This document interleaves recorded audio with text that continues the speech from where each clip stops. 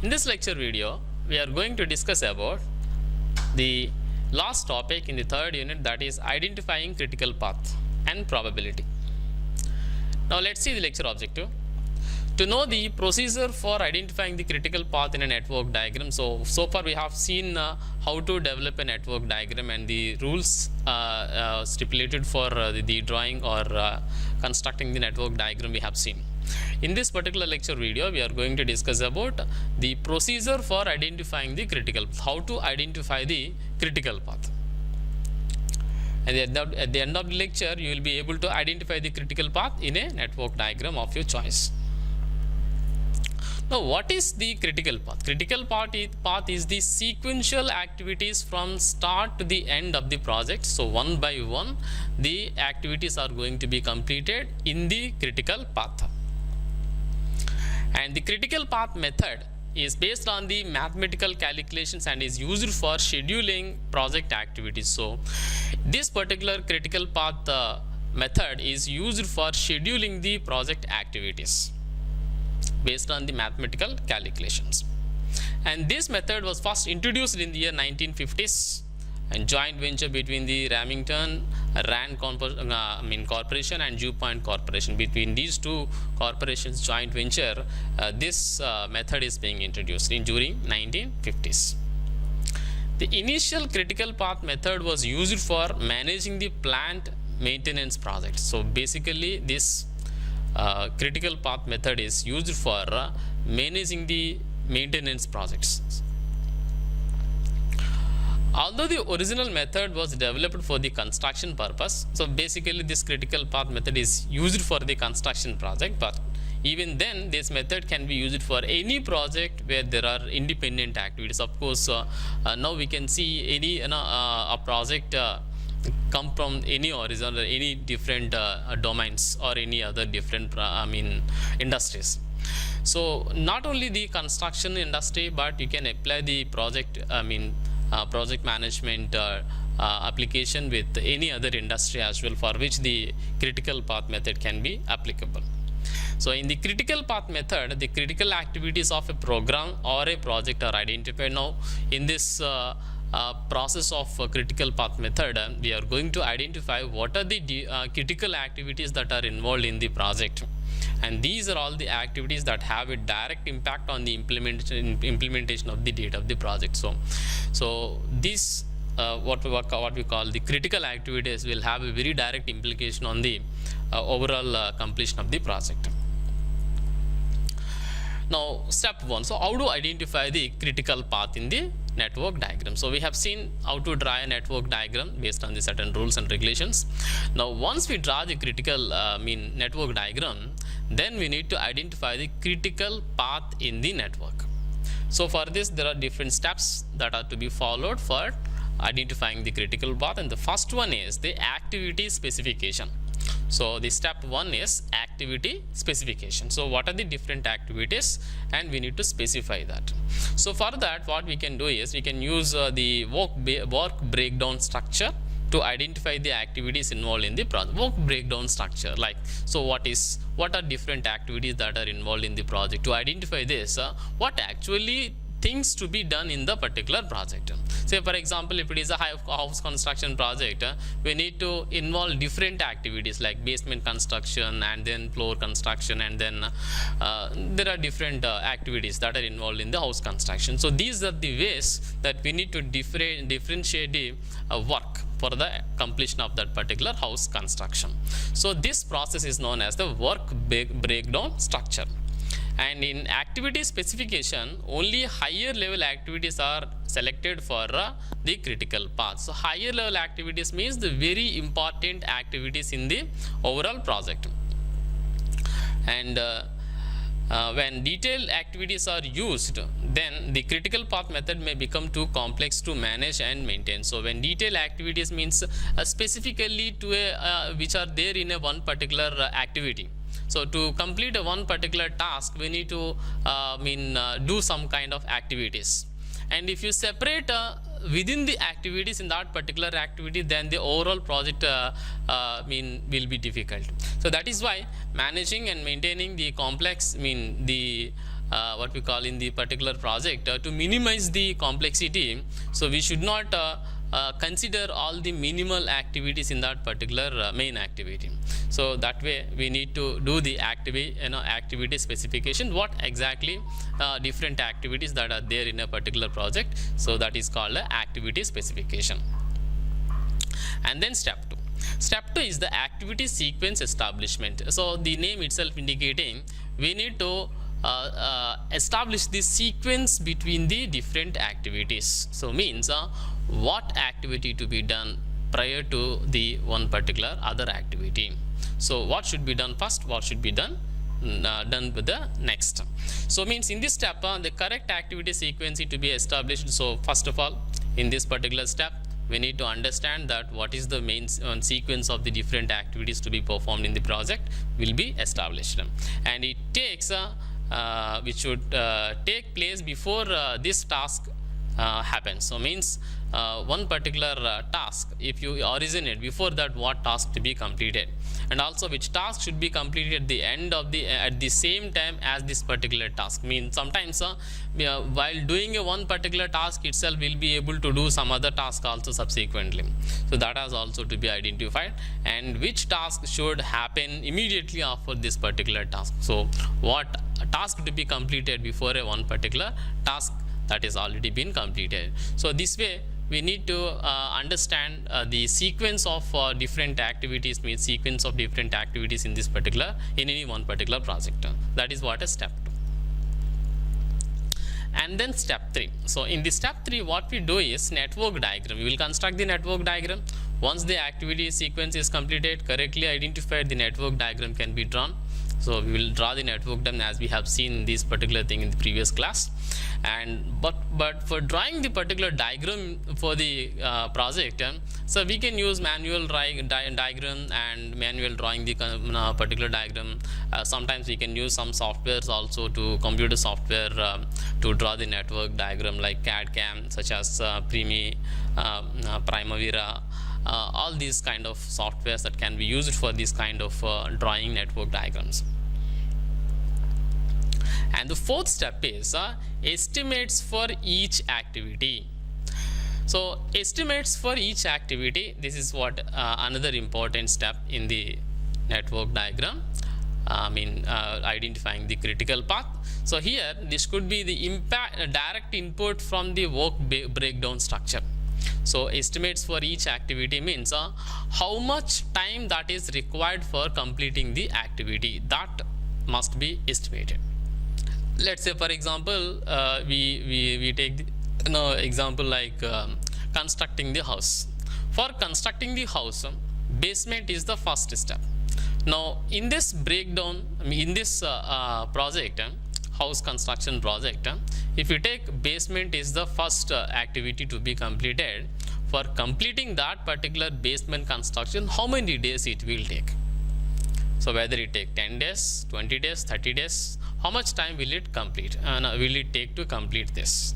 So now, and then after completing the basement, then we will do the other activity like starting the pillars, okay, and all. So now this way we need to estimate again for the construction of pillars how much time it will take.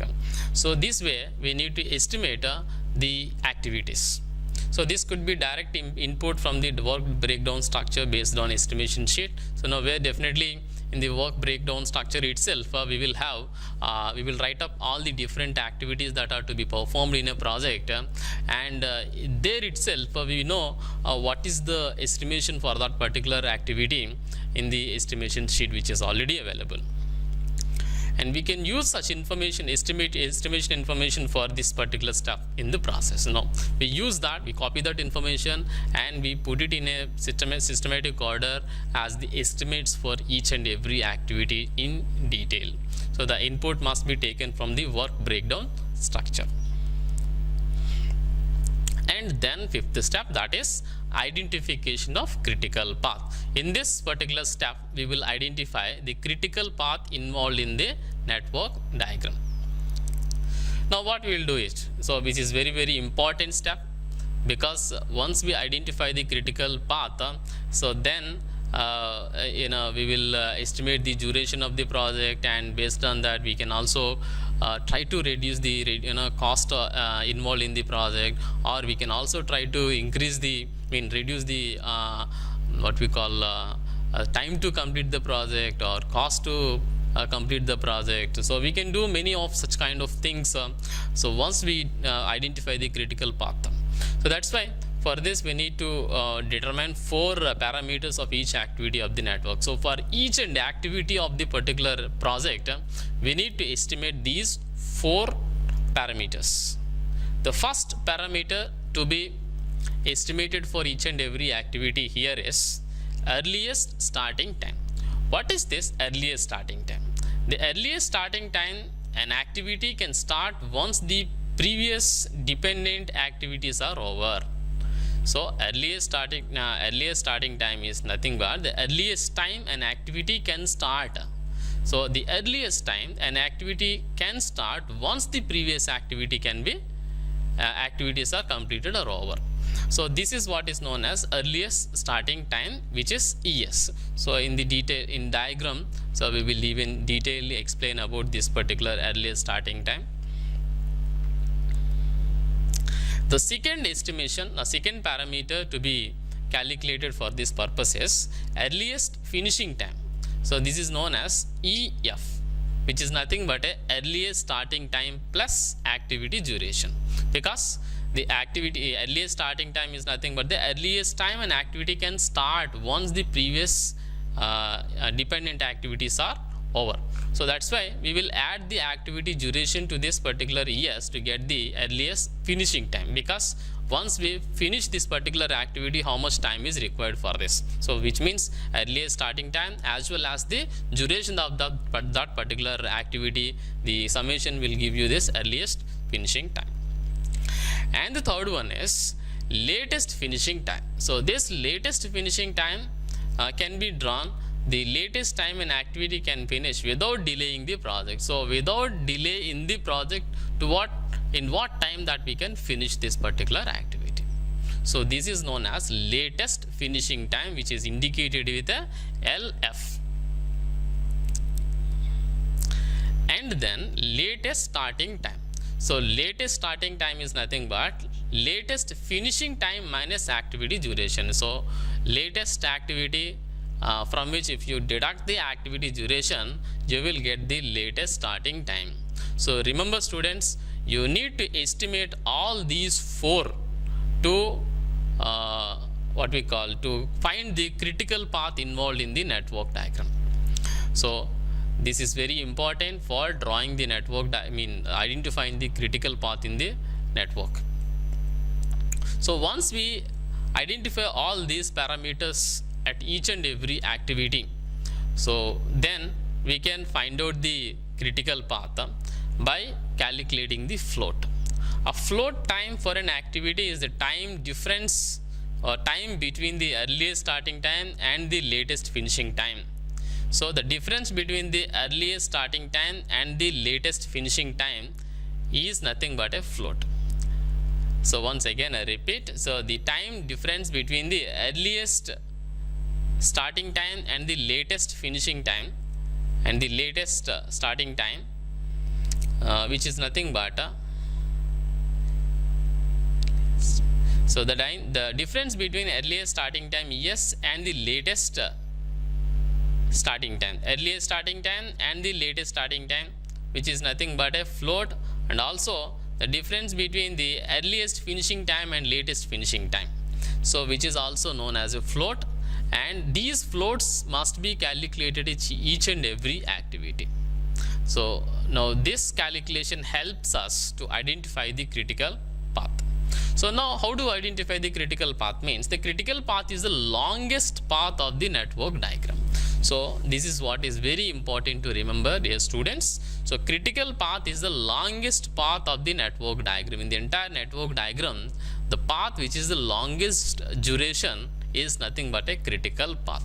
So how do we identify that? We have already identified the float, so which is nothing but the difference between LS and ES, latest starting time, earliest starting time, and also latest finishing time and earliest finishing time. So this any activity at which this particular difference is becoming 0, then that particular activity is nothing but a critical path activity. We need to consider that activity as the critical path activity. So now if you join all these activities from the starting point to the starting activity to the ending activity, then this flow of activities will tell you the critical path involved in the network diagram. So thereby we can identify the critical path in the network diagram by doing this step 5. And then step 6. So critical path diagram to show project processes. So now how do we do this? This gives more realistic figure for the deadline, and project management can know whether they are on track regarding the deliveries. So once the critical path diagram is drawn and the project processes means starts, then we will identify to most extent what is the critical path in the particular network diagram and how much duration through which the project to be completed. And now since we have started the project, now we will compare the actual progress with the estimated completion of the project involved in the critical path. Now then we will compare the progress with the estimation with the critical path duration. Then we will try to identify or track the progress of the work, whether we are up to the mark or we are lagging behind the project completion or not. We can compare this particular the work duration with the critical path duration. So this way the critical path diagram helps the project manager to identify whether they are on the right track of completing the project or not.